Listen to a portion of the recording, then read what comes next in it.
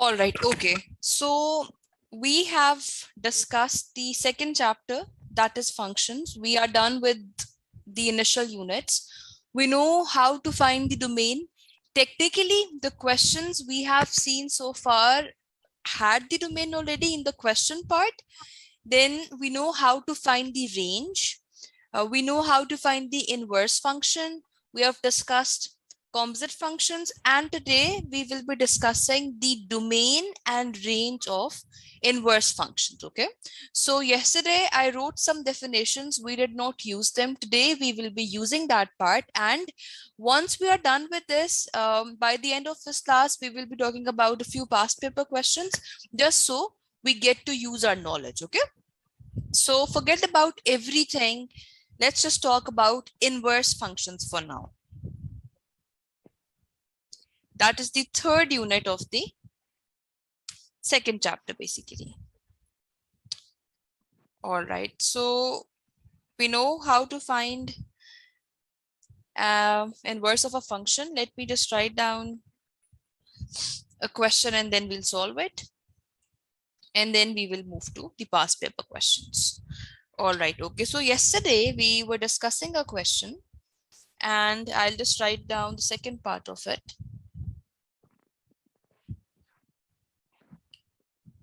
It's question number 1 for today. So we had a function f of x, and it was defined as 5 minus x minus 2 whole squared for x belonging to the set of real numbers. And then we had a specific interval for x. It was between k and 6. This was the question, and then we were asked to find the smallest value of k for which f has an inverse. Now I'll just give you a quick summary or a quick recap of what we discussed. We know that a quadratic function originally or initially is not one-to-one. It is many-to-one, right? Because let me quickly just explain that part as well. It's important.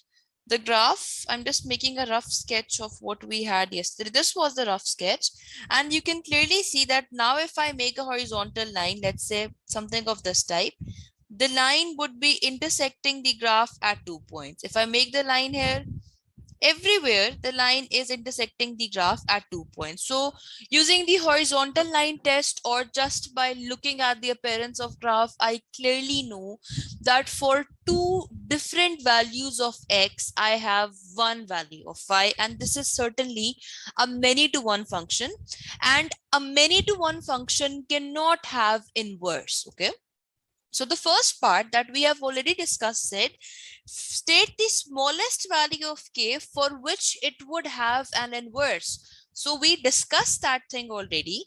That is only possible if I talk about half part of the graph. This is how it was. Let me just erase these red lines because now we are done with the horizontal line test. We get the idea. This point was basically 6, and now this, the vertex, the x coordinate of the vertex would be k, because if we talk about this part of the graph, I'll make it again.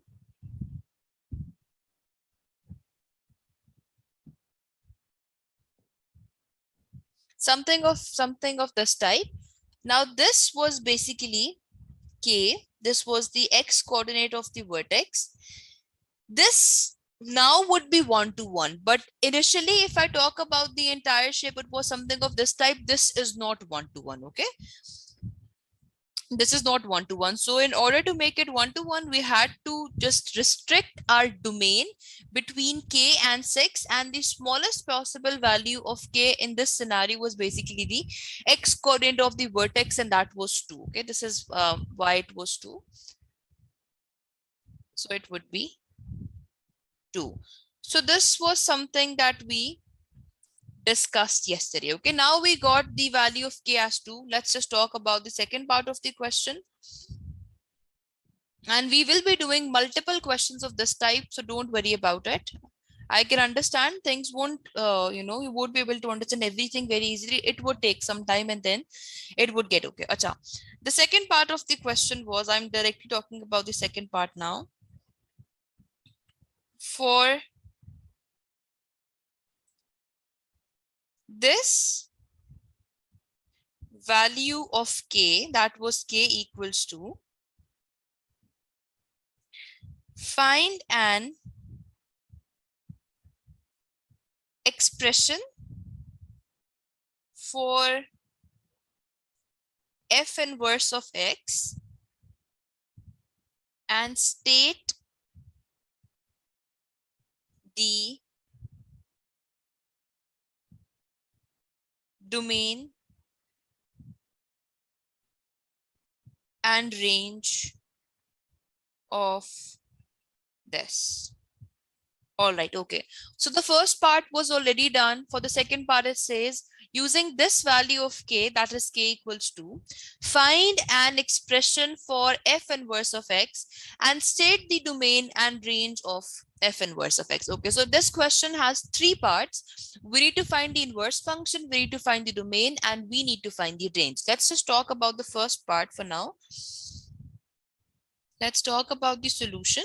And now I will work on finding out the inverse function. Okay, so for the inverse function, again, step one was writing y instead of the function's name. So I will be writing y instead of f of x. So it is y equals 5 minus x minus 2 whole squared. This is going to be the first step. For the second step, I need to interchange x and y. Step number 2, I'm just writing step 1, step 2, step 3 for your understanding. You can just do it directly as well. Okay, that would not be wrong. Acha, so it would be x equals 5 minus y minus 2 whole squared. I've just interchanged x and y. And then step 3 is to make y the subject. So for making y the subject, I will just do it my way. You can do it your way. That's completely fine.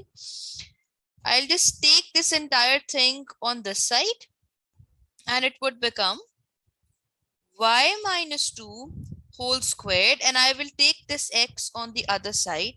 So this would give me y minus x. Okay, then I need to make y the subject. So I'll be taking under root on both sides. But I will take under root on this side. Here we initially had a square. And then under root 5 minus x, this and this would be cancelled. And I would be left with y minus 2 equals under root 5 minus x. And finally, it would become y equals 2 plus root 5 minus x. Now, by the end of step 3, y is the subject. And finally, at the end, I just need to write y as f inverse of x because this was the question, okay? So f inverse of x is basically going to be 2 plus root 5 minus x. Okay. Now please tell me anything that you were not able to understand while finding the inverse function. No, ma'am. Okay, very good. Miss, Yes. Miss, before the root, will we be writing plus minus? No, because here technically we just added the root, right? We added the root, and also another thing I'll tell you, this is a rule in general. Even I used to get confused when I was of your age. Just know one thing, whenever you have a variable kind of thing inside the root, for example, let's say you have y equals x, and now you need to add root on both sides of the equation. For example, okay, since we have a variable over there, so when you will add the root, you won't write down plus minus, or when you will basically, let's say if you have 25x and if you have root, and if you want to remove this root, you can say technically that 25 root could be +5 or -5, but we are not sure about this x. So in general, just make it a practice whenever you are adding root on a number, right? If it's 25, 64, 8, 10, a mathematical value, certainly you will be adding plus minus. But whenever you will be adding root on an expression that contains a variable, you would not be adding plus minus. That is the rule in general, okay? Now, since here we added root on 5 Okay. minus x, so if x is a variable, that is why we would not be writing down plus minus here.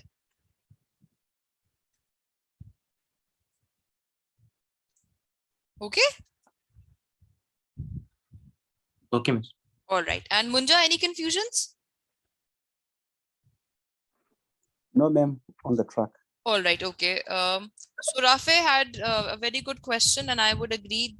I used to get confused with the same thing, but the idea should be clear. Whenever we have a variable, and then when we are adding under root, you don't write down plus minus. But whenever you have, and you will notice that in future as well, unless then we have, it could be that we had some constant. Now you need to be clear between the difference of a constant and a variable. Okay, but forget about it for now. Whenever I will, we will come across such a situation again, I will discuss that again. Okay. For now, this was the first part, and this is how we find the inverse of the function. That's easy. The second part says, state the domain and range of the inverse function. Okay. Now, this is my inverse function. Now, I do not know how to find the domain. Like technically the examples we have been discussing, the questions we have seen so far, we had the domain in those questions. Okay. This was clear from the very beginning, and we were finding the range. But what about such scenarios? How do we find the domain of inverse function? We know once we have the domain, I would be able to find the range, but how do I find the domain? So we have a rule here. Okay. And this is what I wrote in the very beginning of yesterday's class. For inverse function, we need to look at the actual function. Now the examiner wants you to state the domain and range of the inverse function. I can write it this way, that the domain of the inverse function would be same as the range of f of x, and the range of inverse function would basically be same as the domain of f of x. This is a rule, okay? This is a rule. Whenever you have been asked to state the domain and range of inverse function, you're not supposed to waste your time and do everything for the inverse function. No, because you cannot. What you can do is you can just find the domain and range of the actual function. So if the question is about the domain of inverse function, just write down the range of the actual function. And if the question is about the range of inverse function, just write down the domain of actual function. Okay. So this is how we would be solving this question. All right. Okay. So again, I will write down the question here, like the function here. Now we're talking about the second part. So again, it's going to be solution. Okay. And now let me just quickly write down the function. It was f of x equals 5 minus x minus 2 whole squared, and the domain. Now we will be talking about the domain and range. Okay. So again, you would get to revise that old content. The domain of the function is basically that x belongs to the set of real numbers. That is okay. But the actual domain is basically the interval of x. That was 2, like it was k. It was between k and 6, and k turned out to be 2 for the previous part. So it would be 2 less than equal to x less than equal to 6. So think about this as a new question. Okay. This is a function, and here is your domain. Here is the domain. Okay. And the question is about finding the domain and range of the inverse function. So I've just told you the rule. You just need to know the domain and range of the actual function, and then I will tell you how to just rewrite it for the inverse function. So we already have the domain of the function. We are only supposed to work on the range of it. Okay. So range of f of x. Okay. Now, when we will talk about the range of f of x, what we usually do is we just plug in this value of x or the domain and this value of the domain in the function to find the upper and lower limits of the range. But at times, graph of that function is important in order to understand the question. Okay. So let me quickly make the graph again.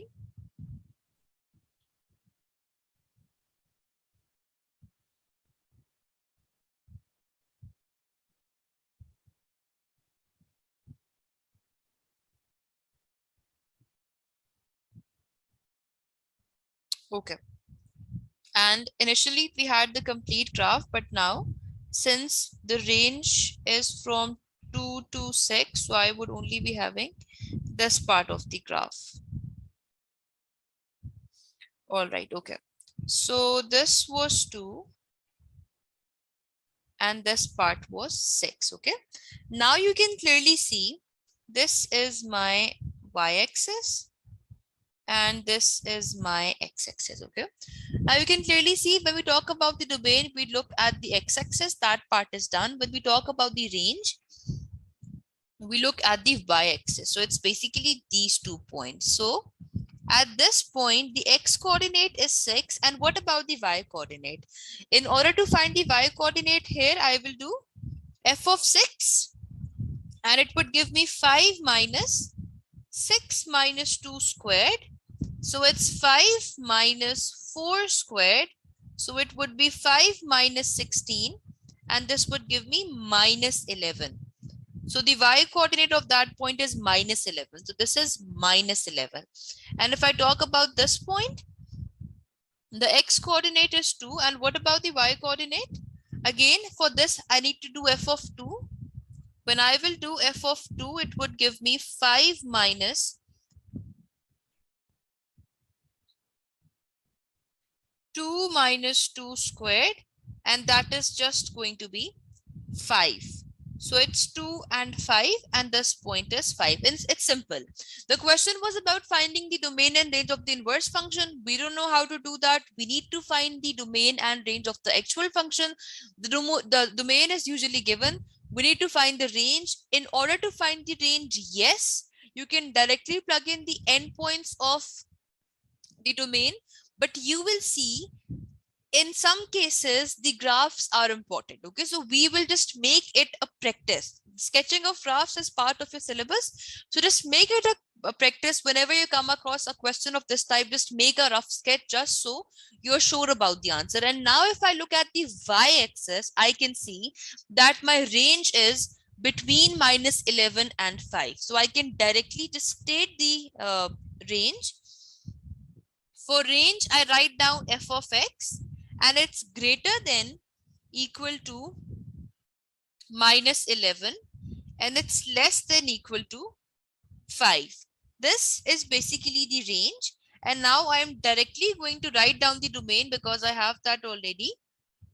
The domain of x, or sorry, the domain of f of x, the domain of this function is going to be, now we had f of x here because we were talking about the range. Now we're talking about the domain. So I would be writing down x and it's given, it's greater than equal to 2 and it's less than equal to 6. Okay, so the domain was already given. Using the domain, I sketched the graph and looking at the y-axis, I was able to find the range. We have the domain and range of the actual function. Now, the question was not about finding the domain and range of the actual function. The question was about finding the domain and range of the inverse function.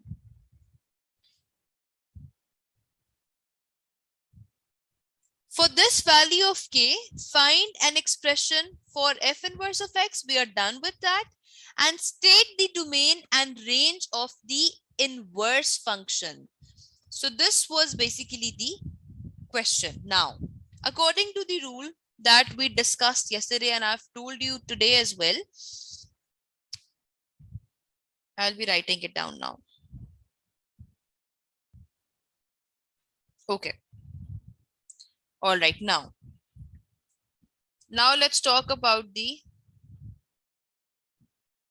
domain of the inverse function. Okay. Now, students, please pay attention. Again, the question is about the domain. I'll write down X here. But the rule says the domain of inverse function is same as the range of the function. This is the range. The lower limit is -11. The upper limit is 5. So X would be greater than equal to -11 and it would be less than equal to 5. Okay. This is how we write down the domain. Whenever the question is about the domain, please make sure that you have X here. And yes, if it's about the domain of the inverse function, then you need to see the upper and lower value by looking at the range of the actual function. Okay. This was about the domain. Now let's talk about the range. So range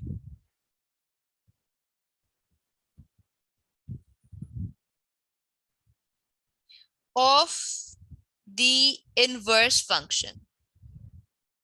Now we are talking about the range of the inverse function. We are talking about the range of this thing. Here we were talking about the range of this value. So we had f of x here. Now we are talking about the range of f inverse of x. So I'll write down f inverse of x, and the upper and lower limits would come from where? We are talking about the range of the inverse function. So I'll be looking at the domain of the inverse function. Domain of the actual function. Okay. So the actual function is this. So the lower limit is 2 and the upper limit is 6. So it would be f inverse of x is greater than equal to 2 and it's less than equal to 6. So this is going to be the answer. Any confusions with this? Let me repeat it once again, then let me know if you have any queries, because after this we will be switching to past paper questions and then we will be using this knowledge there directly. Okay. So far, forget about everything. Forget about composite functions. We are discussing a function and its inverse. A function's domain and range and the domain and range of its inverse. Whenever the question is about the domain, you will be writing down X here. Whenever the question is about the range of f of x, of f inverse of x, it depends. Okay. So whatever thing you have over here, you'll be writing it down over here. Okay. Here we had f of x. So I wrote f of x here. This is just some important stuff about the notation and about the values. So if the examiner is asking about the domain and range of the inverse function, just go to the actual function, and if the question was about the domain, find the range of the actual function, and if the question was about the range of the inverse function, find the domain of the actual function. Okay. Now tell me if you have any confusions, anything that you were not able to understand.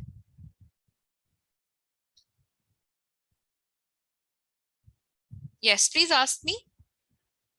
No, Miss, anything fine. Okay, great. Munja and Ahmed. Explanation.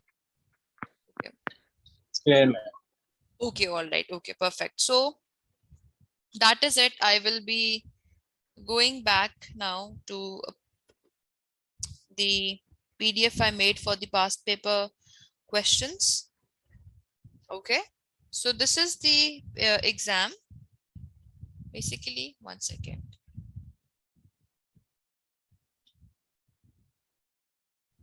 All right. Let me just zoom in. This is the exam. You can just note down the exam. And let's start solving it. Okay. I would expect some sort of, answers from you guys as well, but overall I'll help you because this is the very first question. Okay. All right. Now, question number 7 of this exam says, functions f and g are defined by. Okay, that's just a way of writing down f of x and g of x. F of x is 3x minus 2 and x belongs to the set of real numbers. Now, when they just write this much, it means you have the entire number line. You have every number of the number line as your domain. Okay, you have positive numbers, you have negative numbers, you have zero, you have decimal numbers, every number that is there on the number line. So that is what it means. Okay, g of x is 2x plus 3 divided by x minus 1, and then the domain says x belongs to the set of real numbers and x is not equal to 1. It means every number on the number line except x equals 1.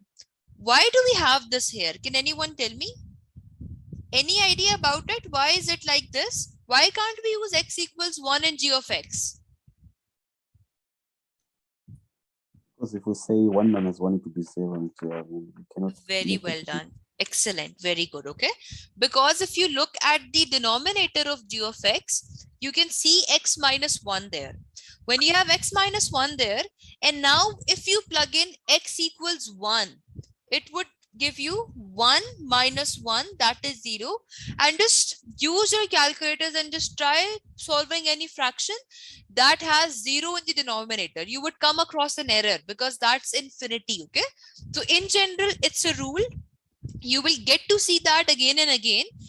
Whenever we would be having a 0 in the denominator, that would be that should be considered as an error. Okay, I'll come back to it after we are done with the first part of the question. For now, just forget it. These are the two functions and we have their domains, and let's read the question. Obtain expressions for f inverse of x and g inverse of x. Now, I'm pretty sure all of you would be able to find the expression for f inverse of x. Please do that. Please do find an expression for f inverse of x, and then I'll tell you how to find it for g inverse of x. Okay. Take 2 minutes and do this part.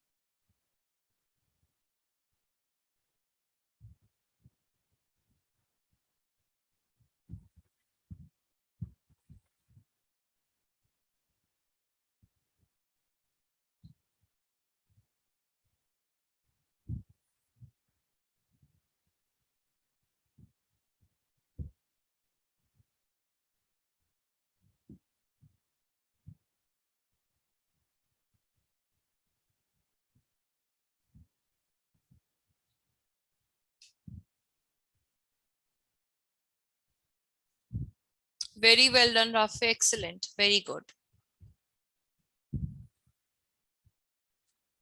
And I'm pretty sure all of you can do this. I know this. Okay. Just do it with confidence. Just know that you can do it. Take another minute and send me your answers, please. You are only supposed to do the first part of the question, that is finding f inverse of x. That is it. Okay. Okay, let's do it together then. So again, there's no point in writing it down as step 1, step 2, step 3, because this entire question is for 4 marks. So you can even write down the answer directly. That's also fine. Because for this very part, you would only get 1 mark or so. Okay. So there's no point in wasting too much time. But still, for the sake of completeness, let me explain it to you. Step 1 is writing down f of x as y. So this would give you y equals 3x minus 2. Now just interchange x and y, and it would give me x equals 3y minus 2. And lastly, I need to make y the subject. So this would give me x plus 2 equals 3y. And finally, I would get y equals x plus 2 by 3. And since the question was about finding f inverse of x, not y, so I'll write it down as f inverse of x is basically equal to x plus 2 by 3. So this was the first part of the question, and this was an easy function. So we were able to find the inverse very, very easily. That's fine. Let's talk about the second part. Okay, I'll be raising the first part because the second part is more important.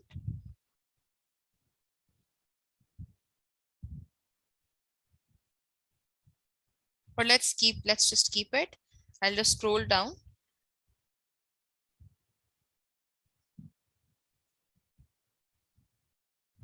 Okay. Now for the second part, you have been asked to find g inverse of x. Okay. Now we are working for g inverse of x. Okay. Again, how do we do it? Just write down g of x as y. So it is y equals 2x plus 3 divided by x minus 1. And now just interchange x and y. So this would give you x equals 2y plus 3 divided by y minus 1. Now you need to make y the subject. So I'll take this entire thing on the other side and it would give me y minus 1 into x equals 2y plus 3. I'll expand and it would give me yx minus x equals 2y plus 3. And now I would get yx. I'll take this 2y on this side. Yx minus 2y equals, and I will take this minus x on the other side. So it would become positive x.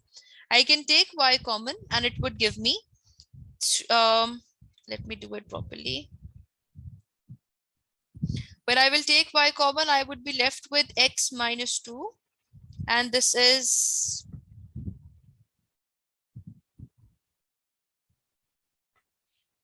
3 plus x. And finally, y is equal to 3 plus x divided by x minus 2. And please don't forget to write down g inverse of x, because this is what you were asked to find. So g inverse of x would basically be 3 plus x divided by x minus 2. Now, if I tell you honestly, this finding inverse of this type of a function is considered to be difficult. Okay, so if you were not able to understand, please don't be shy. Just tell me directly if you were not able to understand, because this is important. Okay, one second. I hope that you guys are able to see the entire screen. Okay, g of x was the function now. And how have we done it? Step 1 was just writing down y instead of g of x. Step 2 was interchanging x and y. Step 3 was making y the subject. Now, for such scenarios where you have a variable, both the numerator and denominator, and you need to make it the subject, it is a bit complicated, but trust me, the method is same. Every time I would be taking the denominator on the other side like this step. I've simplified, then I have taken 2y on the other side and minus x on the other side. Then I took y common and I was able to make y the subject and I was done. Lastly, please make sure that you write down g inverse of x instead of y, and this is going to be the answer. Any confusions with finding the inverse of g of x?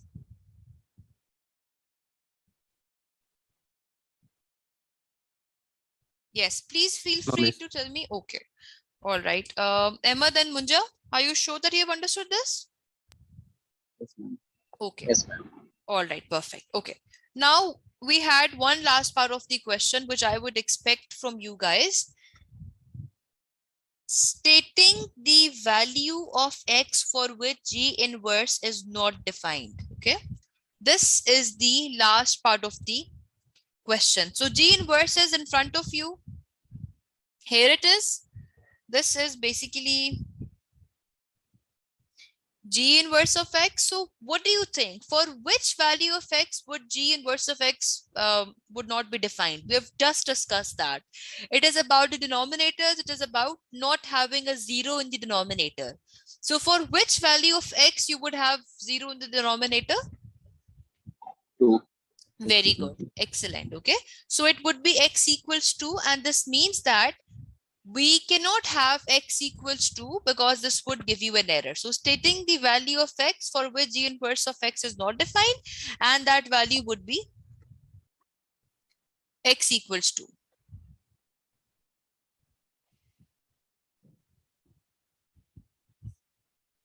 Yes. Okay. So you can just write it down this way. And please try writing down the entire statement. G inverse of x would not be defined at x equals 2. Make sure that you write down the entire statement, because for the examiner, he's actually making the exam, but those who are checking your paper are basically given the marking schemes. Obviously they know maths as well, but still we need to be sure about everything. So it's good that we just write down tiny small elaborations for such parts, because you would get 1 mark for this part. Okay, so the mark distribution was basically this. It's a 4-mark question. So 1 mark for F inverse, 2 marks for G inverse, and 1 mark for this last part. Okay, you had 2 marks for the G function because it was a bit complicated. Okay, so please make sure that you do a good number of steps according to the number of marks. Okay, let's talk about the second part of the question. Okay, now the second part says solve the equation f of g of x equals 7/3. Now this is basically a composite function. Okay, we have discussed composite functions, so you would get to understand everything. I'll be writing down f of x and g of x again. F of x was basically 3x minus 2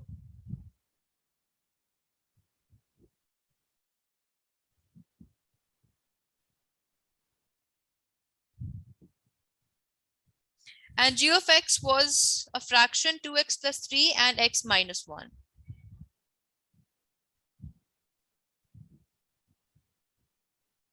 Okay, and also one thing to avoid silly mistakes, whenever you are writing down something, please double check that if you have written the function correctly. We had 2 functions here. So f of x is 3x minus 2 and the other one is 2x plus 3 divided by x minus 1. Okay, it's correct. Now you have been asked to find fgx. This is what we have. Okay, fgx is basically f of g of x. So how do we write it down? When we had f of x, we had x here. Now when you will have g of x, we will be writing it down 3 and then something minus 2. And in that something, we will be writing down g of x. So that would be 2x plus 3 divided by x minus 1. Okay, this is basically f of g of x. Okay, so I'll be writing it down again. fgx is basically 7/3. This is the equation that you need to solve.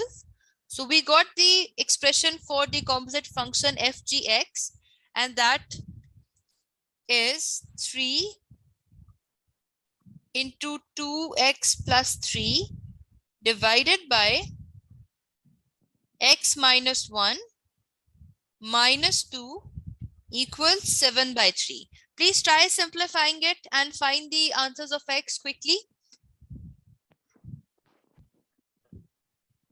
It's very easy. We know how to solve linear equations.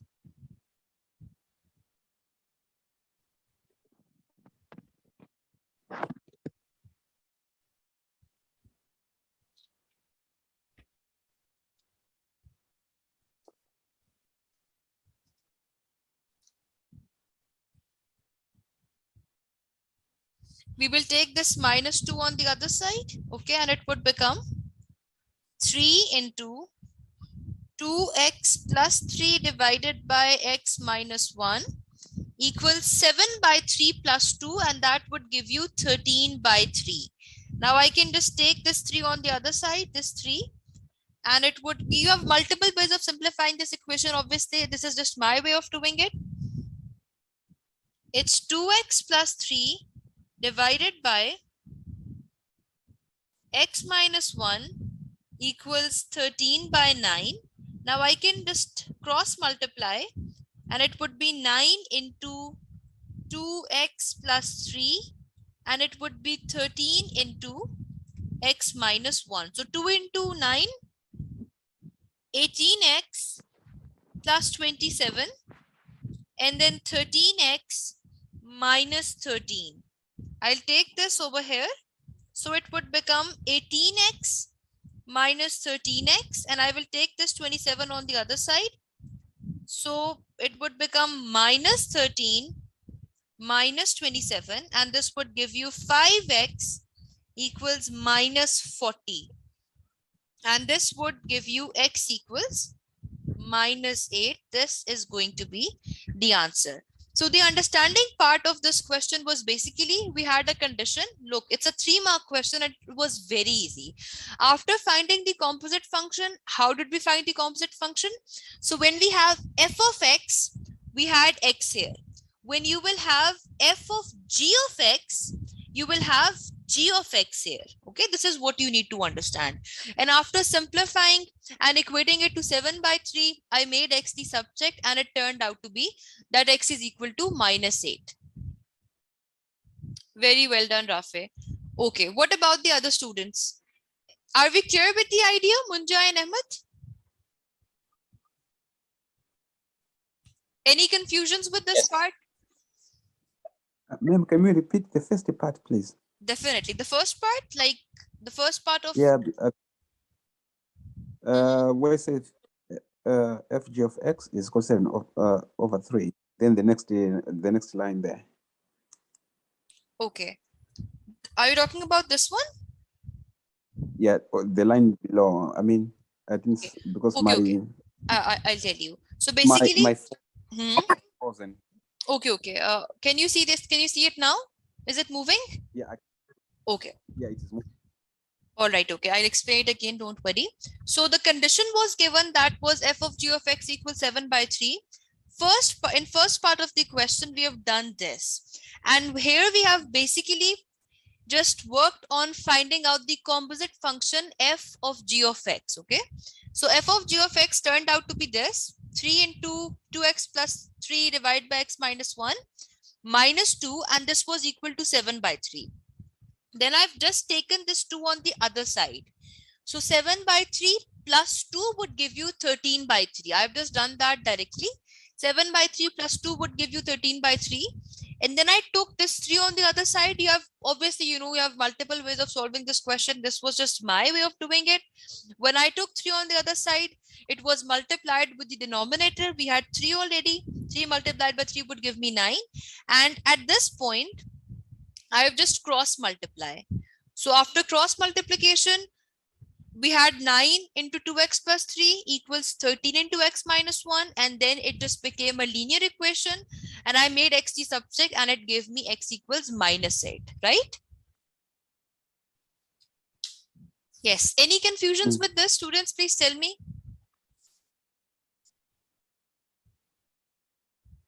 Any difficulties with this question? No, No, ma'am. Okay, all right. So just give me 1 second. Let me just